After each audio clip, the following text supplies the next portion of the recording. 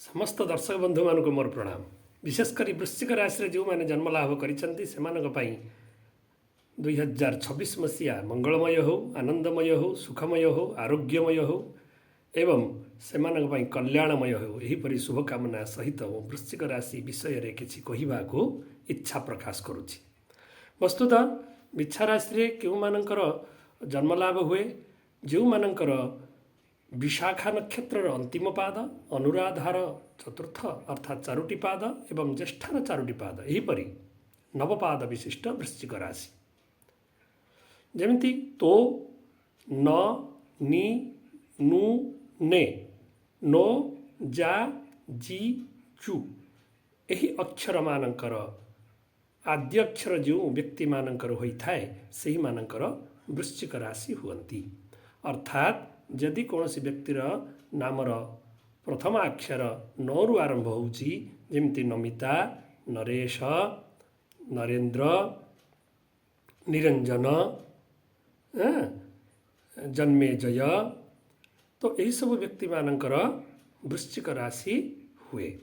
वृश्चिक राशि व्यक्ति माने केमिति हुअन्ति, तांकर स्वरूप केमिति हुए, राशि स्वामी किए एवं 2026 मसीहा से मानन पाई केमिति जीव, विद्यार्थी, धनार्थी समस्त मानन पाई मु आज शुभ खबर प्रदान करने को जाउछि। विशेषकर वृश्चिक राशि जन्म लाभ करथिबा व्यक्ति मानकर स्वामी मंगल ग्रह हुअन्ति। मंगल से मानन पाई मंगलदायक निश्चित रूपे हुअन्ति। राशि स्वामी मंगल अटंती एवं राशि रे आकृति केमती ना वृश्चिक परी, वृश्चिक जो परी देखा जाए से राशिर आकृति से ही परी खगोल रे अर्थात आकाश मंडल देखा मिले। तो वर्तमान आम जाना से राशिर स्वरूप केमती हुए अर्थात स्वभाव, स्वरूप तो आम जानिले स्वभाव केमती हेब। स्वभाव से माने दृढ़ प्रतिज्ञ हुअन्ति अर्थात आत्मविश्वासी प्रबलता से मानक ठारे देखा जाता है। से माने कार्य निष्ठा रखि थांती, से माने कौन सी कार्यर रहस्य को जानिबा पर्यंत प्रचेष्टा करती, तार भेद को जानिबा पई यत्नशील हुअन्ति। वस्तुतः सेमानकर वास्तविकता जानिबा मध्य सामान्य लोक पई मध्य सहज हुएनी।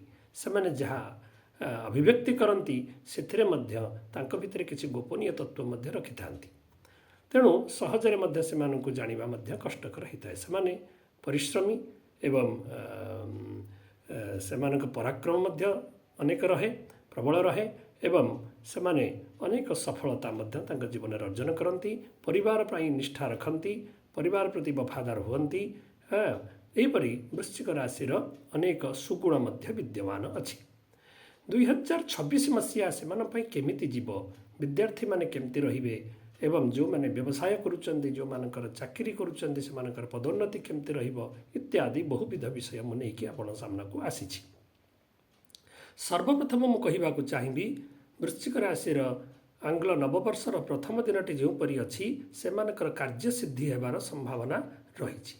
अर्थात सेमानकर विगत वर्ष जो कार्यगुड़िक रही जाइथिला अर्थात 2025 मसीहार से कार्यगुड़िक बा वर्ष 2 वर्ष हेलो जो भली सेमानकर स्थिति रही जो कार्यगुड़िक पेंडिंग सबु कार्यगुड़िक सिद्ध दे हम अर्थात सिद्धि प्राप्ति हेब यही भली जोग देखा जाउछि। सेमानकर नव प्रफुल्लित उल्लासित सहित वर्ष आरंभ होला परि देखा जाउछि। कारण गोचरर स्थिति वार्षिकर अवस्था जो परि अछि सेमानक पई विशेष हर्ष उल्लास सहित अर्थम अनेक कार्य सिद्धि होला परि देखा जाउछि। जो माने विद्यार्थी विद्या पई प्रचेष्टित अछंती, दीर्घ दिन धरि सेमाने यत्नशील अछंती, सेमान पई मध्य सुखर वार्ता सुनिबाकू मिलिबो। सेमान पई मंगलमय मध्य निश्चित रूपे हब उच्च शिक्षा पई प्रयत्न करिथिबा व्यक्ति मानक पई एवं अर्थ प्राप्ति, अर्थ विविध क्षेत्र से प्राप्ति हेब। जो माने अर्थार्थी अर्थात धनार्थी अथवा धन पई प्रयत्नशील अटंती सेमानकर संगठित जो भली जोग धन भाव रे होउची सेमानक पई ई संकेत मिलुची जी सेमाने विविध क्षेत्रु धन प्राप्ति करिवार सफलता पाइबार संभावना सेमानकु देखा जाउची। जो माने किछि इन्वेस्टमेंट करने को चाहूँगी बा जो माने विविध क्षेत्र में धन को उपयोग करुँच सेमानकु विविध क्षेत्र धन प्राप्त हेबार सफलता, सिद्धि लाभ मिलिबार सफलता, କାର୍ଯ୍ୟର ସଫଳତା ଦେଖାଯାଉଛି। ବୃହସ୍ପତି ବର୍ଷ ଆରମ୍ଭରୁ ଉତ୍ତମ ସ୍ଥାନରେ ନାହାନ୍ତି ରାଶି ଅନୁସାରେ, କିନ୍ତୁ କିଛି ନିରାଶ ନାହିଁ। ବର୍ଷର ମଧ୍ୟରୁ ଅର୍ଥାତ୍ ଜୁନ୍ ଅଥବା ମେର ଅନ୍ତିମ ସପ୍ତାହ, ଜୁନ୍ର ପ୍ରଥମ ସପ୍ତାହରୁ ବୃହସ୍ପତିର ରାଶି ପରିବର୍ତ୍ତନ ରହିଛି। ବୃହସ୍ପତି ରାଶି ପରିବର୍ତ୍ତନ ହେଲେ ଏମାନଙ୍କ ପାଇଁ ମଙ୍ଗଳମୟ ହୋଇକି ଆସିବେ। କର୍କଟସ୍ଥ ଯେଉଁ ରାଶି ପରିବର୍ତ୍ତନ କରିବେ ବୃହସ୍ପତି, ଏମାନଙ୍କ ପାଇଁ ରାଶି ପ୍ରତି ବି ଏମାନଙ୍କ ପାଇଁ ଅତ୍ୟଧିକ ଲାଭମୟ ହେବ। ଅର୍ଥାତ୍ ସେମାନଙ୍କ ପାଇଁ ପଞ୍ଚମ ଦୃଷ୍ଟି ରହିବ, ନବମ ଦୃଷ୍ଟି ରହିବ ଏବଂ ସପ୍ତମ ଦୃଷ୍ଟି ଏମାନଙ୍କ ପାଇଁ ଅତୀବ ମଙ୍ଗଳଦାୟକ ହେବ। ସେମାନଙ୍କର ସନ୍ତାନମାନେ ମଧ୍ୟ ନିଶ୍ଚିତ ଉନ୍ନତି କରିବେ, ଏପରି ସଂକେତ ମଧ୍ୟ ମିଳୁଛି। ପଦୋନ୍ନତି ଯେଉଁମାନଙ୍କର ରହିଛି ସେମାନଙ୍କର ପଦୋନ୍ନତି ମଧ୍ୟ ଦେଖାଯାଉଛି। ପଦୋନ୍ନତି ବହୁତ ଶୀଘ୍ର ହେବ ଏବଂ ଯେଉଁମାନଙ୍କର ବର୍ଷ ମଧ୍ୟରୁ ତ ବହୁତ କ୍ଷେତ୍ରରେ ବର୍ଷ ଏଣ୍ଡ ପର୍ଯ୍ୟନ୍ତ ଦେଖାଯାଉଛି ସଫଳତା ମିଳିବାର ଅନେକ ସଫଳତା ମିଳିବାର ସଫଳତା ଦେଖାଯାଉଛି। ବିଶେଷ କରିକି ସେମାନଙ୍କର ଜୁଲାଇ ପରେ ବହୁତ ମଙ୍ଗଳ ହେବାର ସମ୍ଭାବନା ସଂକେତ ମିଳୁଛି।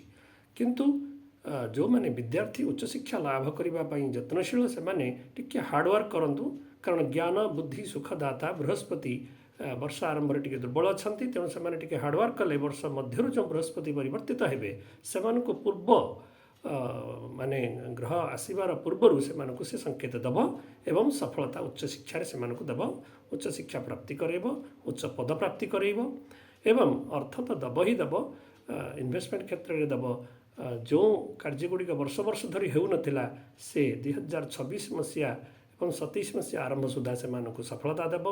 ଯେଉଁମାନେ ଗୃହ ଭୂମି ଆଦି ପାଇଁ ଚେଷ୍ଟା କରୁଛନ୍ତି ସେଥିରେ ସଫଳତା ପାଇବେ। ଯେଉଁମାନେ ପଦୋନ୍ନତି ପାଇଁ ଚେଷ୍ଟା କରୁଛନ୍ତି ସେମାନେ ମଧ୍ୟ ସଫଳତା ପ୍ରାପ୍ତ କରିବେ। ଯେଉଁମାନେ ଉଚ୍ଚଶିକ୍ଷା ପ୍ରାପ୍ତ କରିବାକୁ ଚାହୁଁଛନ୍ତି ସେମାନେ ମଧ୍ୟ ସେଥିରେ ସଫଳତା ଅର୍ଜନ କରିବେ ଏବଂ ଯେଉଁମାନେ କୋର୍ଟ କଚେରୀ କ୍ଷେତ୍ରରେ ଯତ୍ନଶୀଳ ଅଛନ୍ତି ସେଥିରେ ମଧ୍ୟ ସେମାନଙ୍କୁ ସଫଳତା ପ୍ରାପ୍ତି ହେବ।